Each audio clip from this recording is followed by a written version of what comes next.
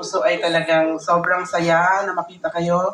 Um, Parang, you know, when you, para pag uuwi, parang expect mo na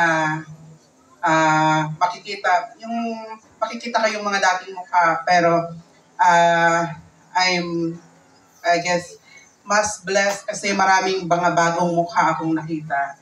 Ibig sabihin, yung lumalagok ang gawain ng Panginoon. Kaya maraming salamat po. Patuloy po tayong maglingkod sa Panginoon. Gusto ko po kayong i-encourage na huwag kayong tumigil, especially yung mga nanay, tsaka yung mga tatay.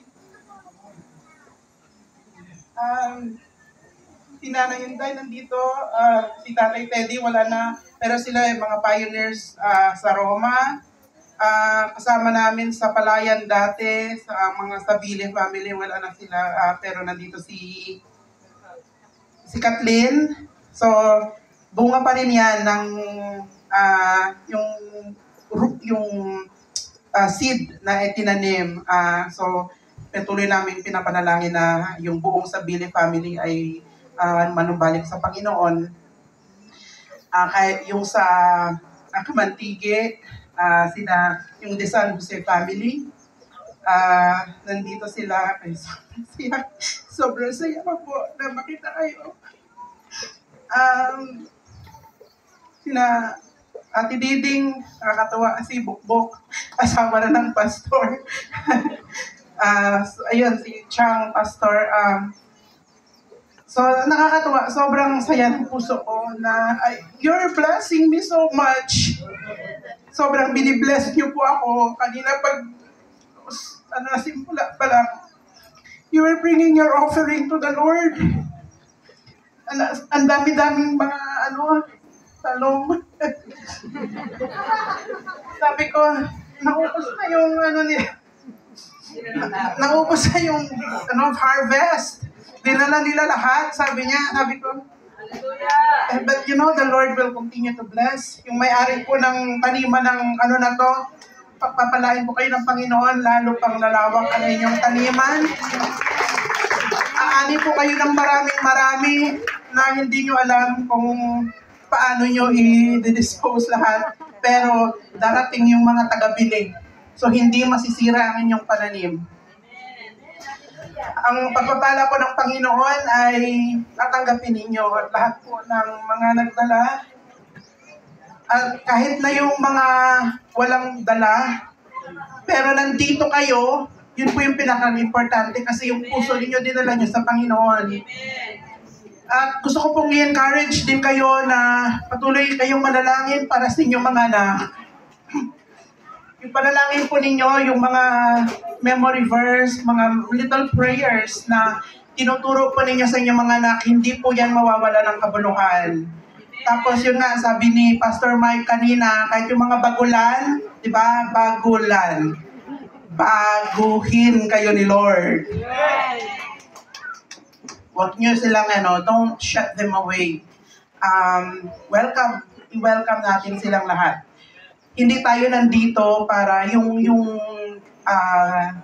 mission na binigay sa atin ng Panginoon, we're not here to change anyone. Amen. Hindi tayo nandito para baguhin kahit na sino.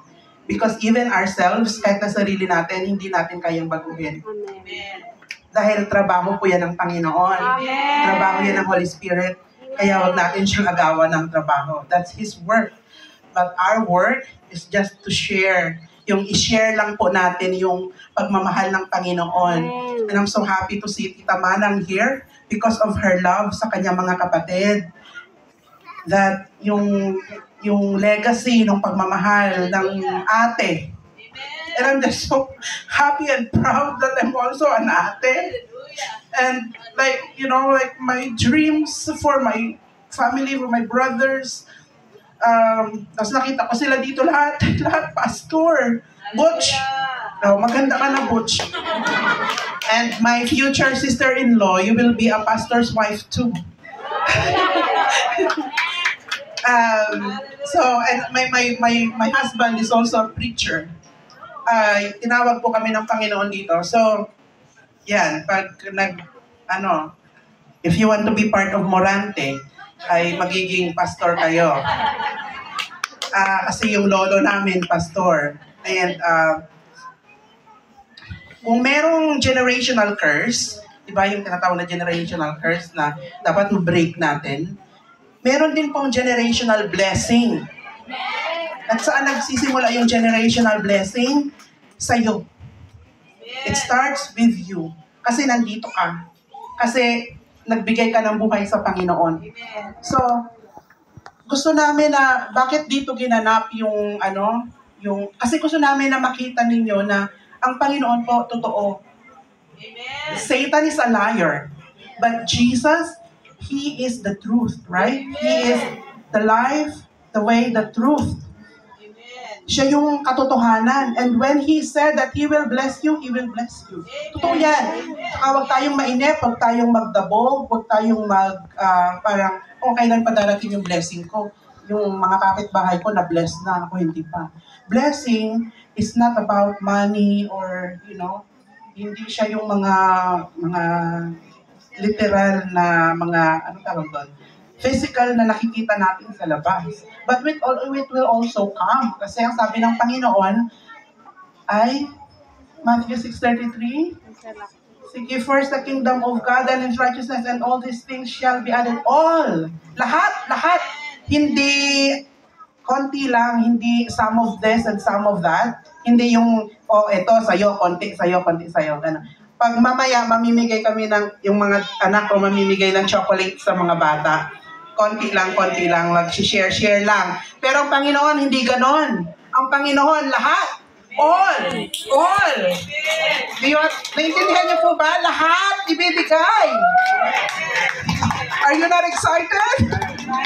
Excited! Lahat ibibigay ng Panginoon. So, dati, nung last na 2 years na pumunta kami dito, I shared na yung asawa ko po ay, he's a cancer survivor at ngayon, sobrang gwapo pa rin. Patuloy na pinagpapala ng Panginoon, pinalalakas ng Panginoon kasi meron pang mission na pinapagawa ang Panginoon sa amin. So, yun lang po. Gusto ko lang, sobrang haba na ata pero gusto ko lang pong talagang sabihin sa inyo na binless niyo po ako ng sobra-sobra. I am so blessed today. Nakita ko po kayo. I cannot put names on each faces, pero alam po ng Panginoon, kilala kayong lahat ng Panginoon. The Lord knows all your names, even your nicknames and all your parang mga lahat po yan alam ng Panginoon. And the Lord bless you and keep you. The Lord will shine His face upon you. God bless you all. In Jesus' name, amen.